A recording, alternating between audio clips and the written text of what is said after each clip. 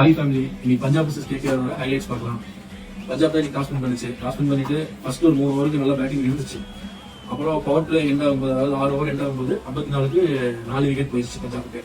இது காரணம் பார்த்தீங்கன்னா நம்ம ஹர்ஷித் ராணா அவர் நல்லா பவுலிங் போட்டாரு.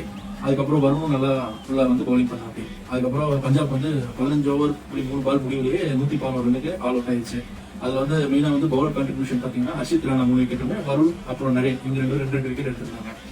ஒரு கேகேஆர் வந்து 1-2 அப்படிங்கிற டார்கெட்டுக்காக உள்ள இறங்கினாங்க. ஓப்பனிங்லேயே 2 விக்கெட் போயிடுச்சு. அதுக்கப்புறம் வந்து பவர் பிளே முடிவும்போது பார்த்தீங்கன்னா 55க்கு 2 இருந்தாங்க.